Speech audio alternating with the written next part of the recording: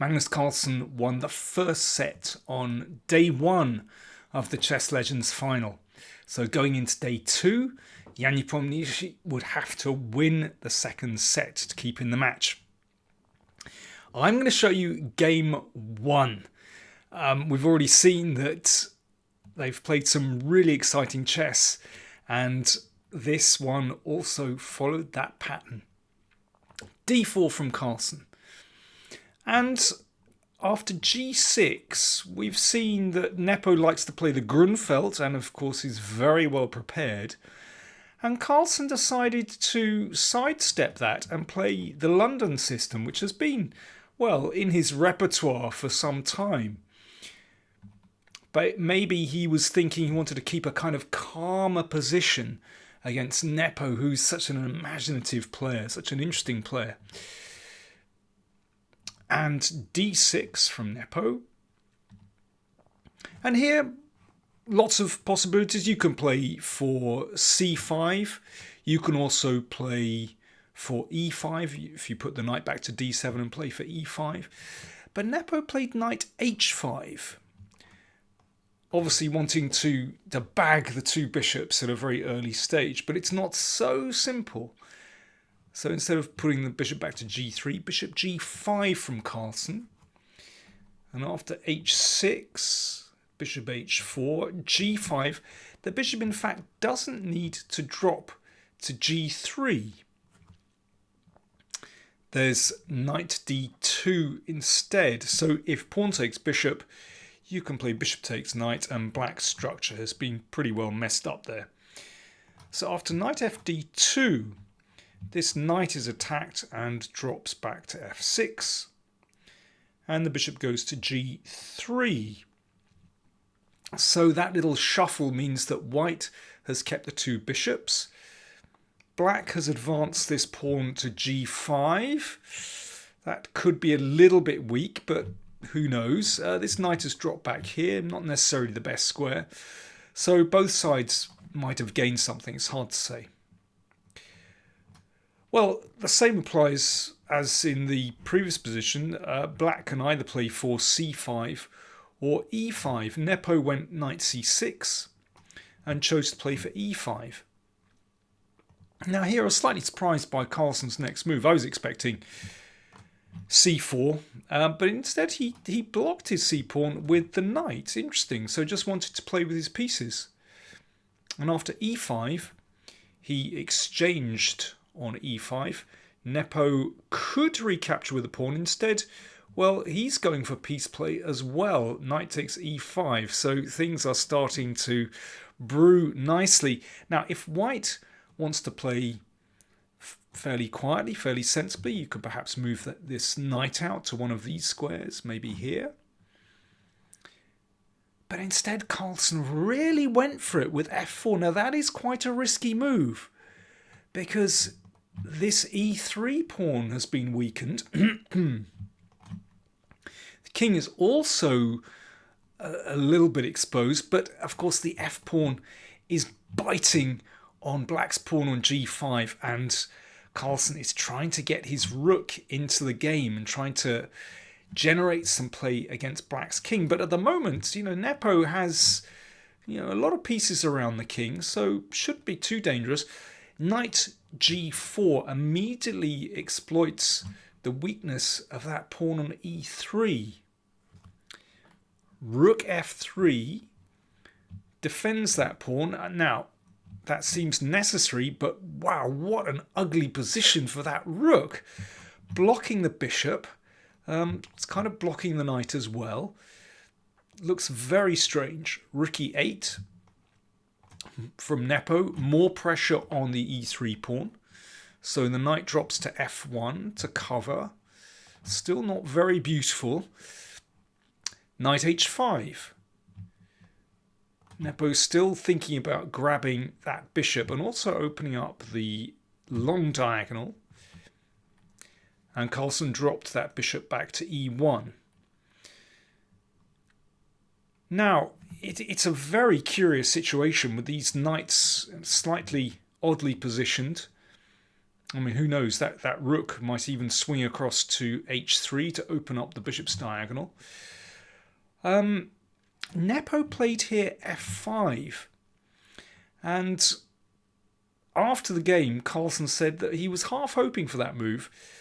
And he also said after f5, it's a position with one result. In other words, he was very pleased to see pawn to f5.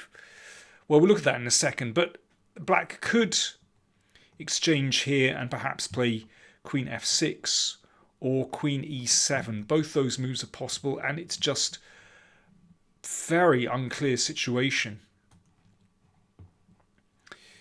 But f5. Now, why did Carlsen joke that now it's a position with one result? In other words, he thinks that white should have a winning position. Well, it exposes the king. Well, you could say that white's king is a little bit exposed, but, well, that pawn on e3 is still blocking things off. But that pawn is a problem as well. Let's have a look. Bishop c4 check, and that already puts quite an awkward question to black's king. Of course you want to go in the corner, covered by the bishop, but if king h8, then bishop f7 simply wins material with an easy double attack. If king f8, then the king is in the same line as the rook, and that looks very nasty indeed. So after this, we can just exchange, play knight g3. Let's get some pieces into the game. So already a threat to f5, and after knight takes knight, bishop takes knight. Well, it's really difficult to see how black is actually going to bring the queenside pieces into the game. That bishop needs to defend the f-pawn. In the meantime, white can build up very easily with moves like queen d3, rook f1, and put some pressure here. You can imagine even perhaps an exchange sacrifice. The king on f8 is very poorly placed here, with that bishop slicing across the board. Really nasty. So what did Nepo do after bishop c4? Well, he played bishop e6, which is all very well. You'd like to exchange off that powerful bishop, but then bishop takes bishop, rook takes bishop, and that pawn on f5 is a goner. h3, the knight dropped back, pawn takes pawn on g5, and rook takes f5. Carlsen has simply won a pawn, and that's an important pawn, because you can see that the light squares around black's king are all very weak, and somehow black's pieces don't look good. The pawn on g5 is now attacked, and, well, Nepo played bishop h6 to defend it. But after g4, a bold move from Carlsen, but a good move. Knight is attacked, it had to drop back to g7. Attacks the rook, which dropped back to f3. Now you can see, look at black's pieces. That pawn on g5 blocks the bishop. That bishop can't step back to g7 anyway because the knight stands there. The rook gets in the way of the knight. It's just very ugly positioning for black's pieces. Now, white's pieces also don't look that brilliant. But let's see what happens over the next few moves. Queen d7, time to bring some pieces into play. Knight g3, well, that one gets the knight off the back rank and looks at three key squares in the position, e4, f5, and h5. Now, you could say that the knight covers those squares, but still, that knight threatens to hop in at some unfortunate moment, and it doesn't look good. Rook e8 doubles the rooks. Bishop f2, well, not beautiful because the pawn is in the way, but white is a pawn up. Thing is, with the knight on g3, white is about to play e4, and actually that bishop will come into play. Queen d8 might be best here, but queen c6 played, which, I mean, looks more active, But actually after e4, then the queen is, well, as it turns out, very poorly placed. So e4, the pawn is completely secure as it's protected by the knights. The bishop is now free to enter the game on this diagonal. That is really painful. And white is going to just unwind and bring the pieces across the f-file. It's poor. It's very poor for black. Knight d7. Of course, the knight would like to come in here. Knight d5. And here, Nepo resigned. Was that a bit early? Not really. Black is in massive trouble. It's that queen. So, for example, if, let's say, knight e5, rook c3, hits the queen, and the rook takes on c7, the queen completely out of the action. That rook beautifully placed on the 7th rank, and black really doesn't have any counterplay here. White's piece is beautiful. What else we got? Rook c8 doesn't help at all. That pawn still drops. And if rook f8, again, we can take this. Knight takes, hitting the rook, and a check. Nice centralization. Rook c4, and in this position, actually look, black's queen is a goner. What a mess of a position for black. The pieces treading on each other's toes, and that black queen separated from the pack and now gone. I need a slurp of tea.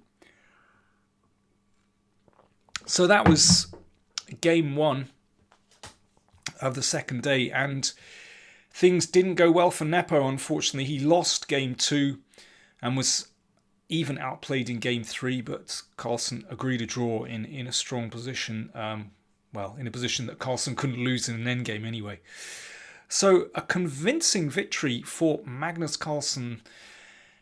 And once again, you know, he wins one of his own online tournaments. He is in devastating form. But I have to say that Nepo was not in the best of form today, and I feel really sorry for him because, you know, he has played so well in this tournament and such an imaginative player. But hopefully, we'll be seeing a lot more of him soon. So there we go. Hope you enjoyed the coverage, and don't forget to like, comment, share and subscribe, and do check out all the videos on the channel, and do consider supporting us on PayPal or Patreon. Thanks for watching.